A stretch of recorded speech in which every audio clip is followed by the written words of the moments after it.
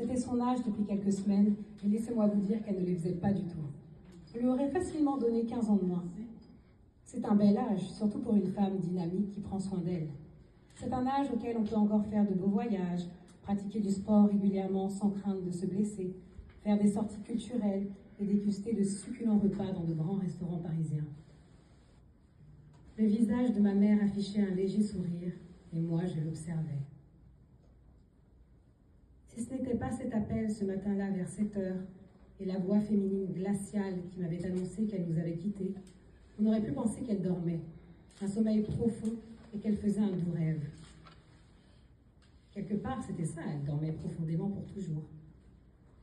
Les gens autour de moi pleuraient, mais pas moi. Il y avait de la colère en moi. On ne se connaît pas bien, vous et moi, mais si vous ne deviez savoir qu'une chose me concernant, c'est ceci.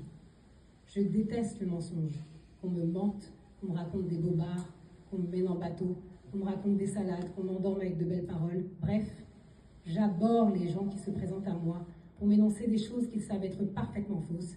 C'est quand même un peu ce que ma mère avait fait la veille.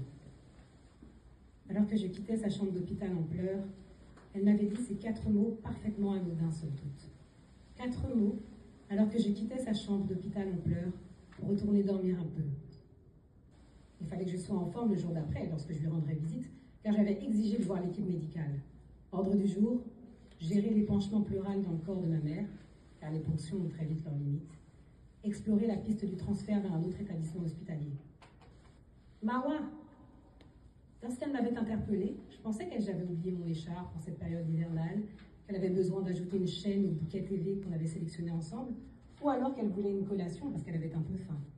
J'avais aussi pensé qu'elle souhaitait certainement que je lui apporte des vêtements propres de la maison. Mais non, c'était rien de tout ça. Elle m'interpellait pour me dire « ça va aller ». Je l'avais alors regardée incrédule.